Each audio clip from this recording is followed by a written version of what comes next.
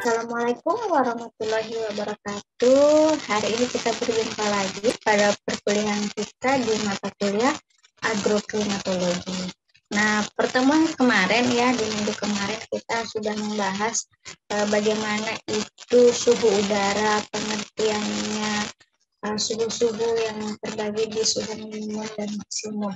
Nah, hari ini kita akan melanjutkan materi kita pada tema kelembaban udara. Nah, hari ini kita belajar apa sih itu kelembaban udara. Mari kita lanjut ke slide berikutnya ya.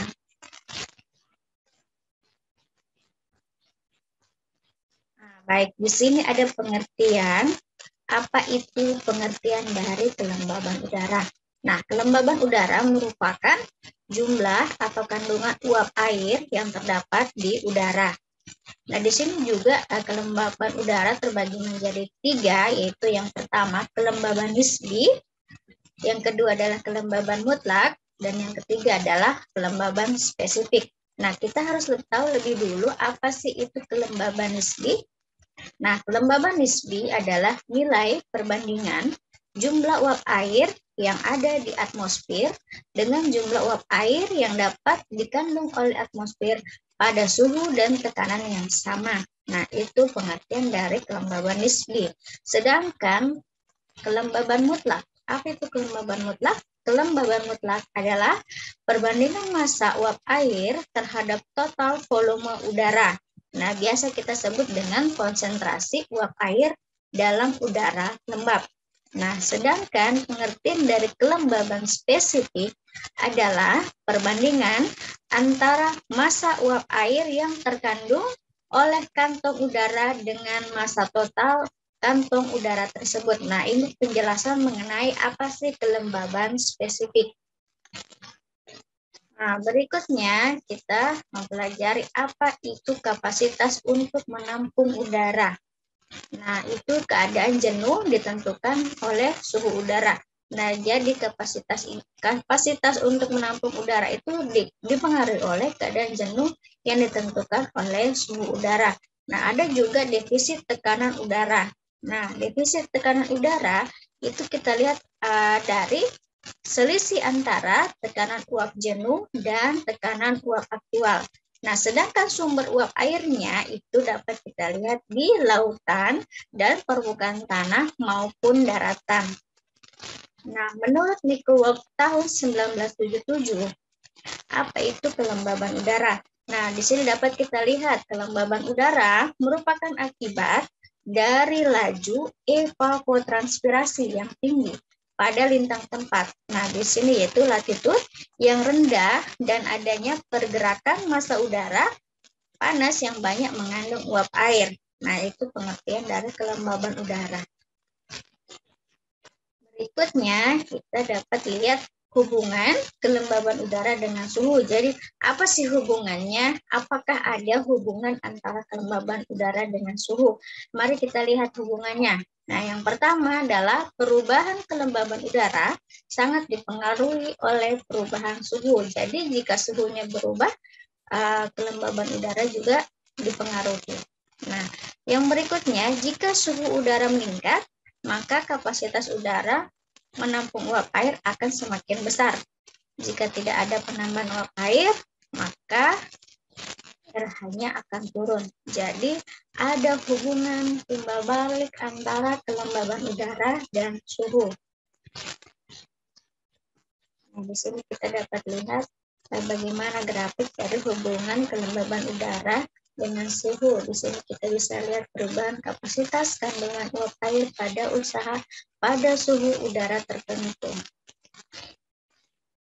Di sini perubahan kandungan uap airnya kan semakin meningkat, otomatis suhu udaranya juga semakin meningkat. Nah, di sini kita bisa membedakan kelembaban maksimum.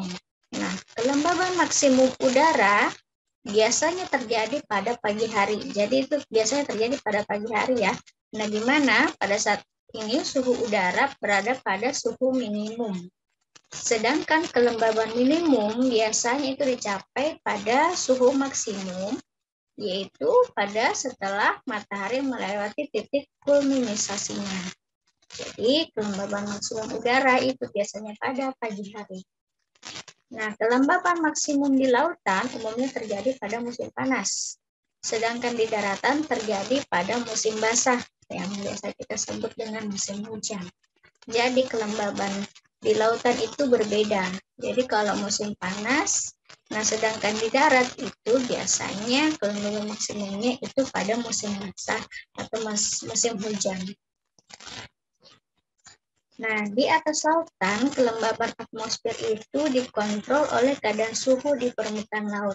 Jadi, ada pengontrolnya.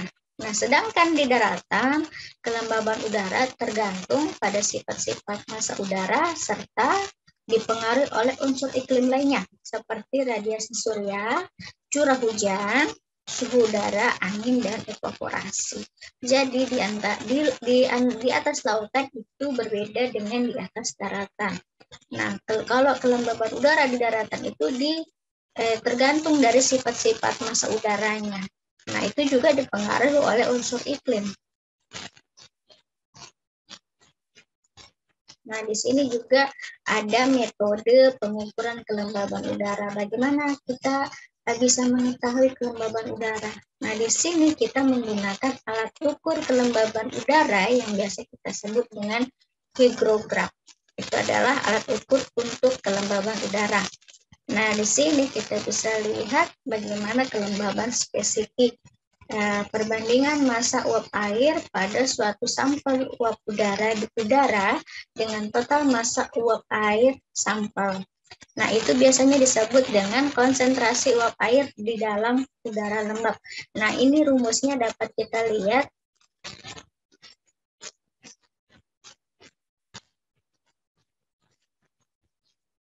Nah, di sini alatnya. Bisa kita lihat. Pengukur kelembaban udara.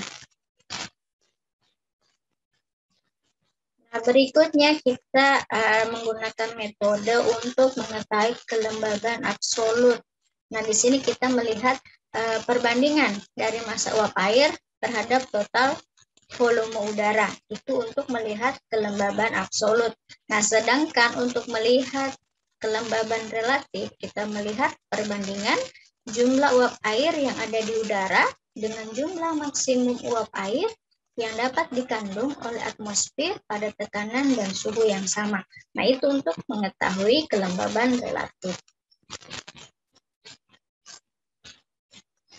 Nah, di sini kita akan lihat apa pentingnya uap air di atmosfer. Nah, di sini ada beberapa poin untuk melihat pentingnya uap air yang ada di atmosfer. Yang pertama, jumlah gas uap air yang terdapat dalam suatu massa udara adalah menunjukkan kapasitas potensial atmosfer untuk menghasilkan hujan. Nah, jadi untuk menghasilkan hujan itu kita melihat jumlah gas uap air yang terdapat dalam suatu massa udara. Yang kedua adalah uap air melalui proses absorptif radiasi bumi merupakan regulator dari cepatnya kehilangan panas dari bumi. Nah, dan yang ketiga, semakin banyak atau lebih banyak uap air, maka makin banyak energi potensial atau energi laten di dalam atmosfer. Jadi, dengan banyaknya uap air, maka makin banyak energi potensial yang ada di dalam atmosfer. Nah, dan yang keempat adalah jumlah uap air merupakan faktor yang berpengaruh terhadap kecepatan pendinginan tubuh manusia. Jadi itu berpengaruh juga di tubuh manusia. Nah, di tubuh kita itu jumlah uap air juga merupakan faktor. Nah, berikutnya, apa sih pengaruh kelembaban udara terhadap tanaman? Nah, di sini kita lihat.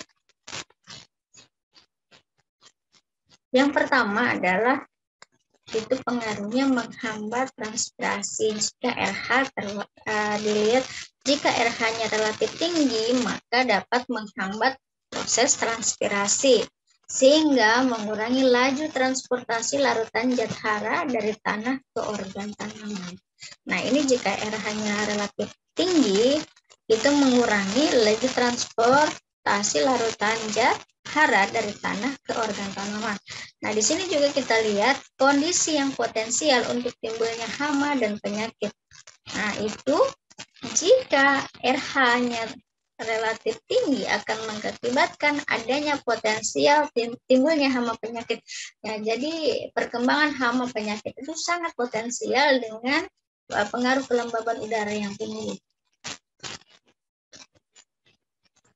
Nah, di sini juga dapat meningkatkan perkembangan spora dan infeksi patogen pada tanaman. Jadi, infeksi patogen dan spora itu juga dipengaruhi oleh kelembaban udara. Jadi, jamur-jamur pada tanaman itu cepat sekali berkembang. Nah, berikutnya, menyulitkan untuk penanganan pasca panen, yaitu kenapa? Banyaknya penyakit yang menyerang hasil panen, terutama di tempat penyimpanan. Karena suhu ruang yang lembab, itu pada suatu ruangan itu berpengaruh dengan perkembangan penyerangan hasil panen karena diakibatkan oleh penyakit. Nah, tadi karena dipengaruhi oleh kelembaban yang tinggi, ada beberapa faktor yang dapat merugikan petani. Nah, kita lihat lagi, jika kelembaban udaranya terlalu rendah, dampak apa yang didapatkan pada tanaman? Yang pertama, menyebabkan laju transpirasi kadang-kadang berlebihan, sehingga dapat mengakibatkan daun layu sementara. Jadi kalau kita lihat tanaman yang tiba-tiba layu, bisa jadi ada pengaruh kelembaban udara, RH-nya terlalu rendah. Nah, sampai aliran air dari akar dapat mengimbanginya. Berikutnya, menyebabkan perkembangan vektor serangga lebih tinggi, sehingga timbul penyakit yang biasa kita sebut dengan virus.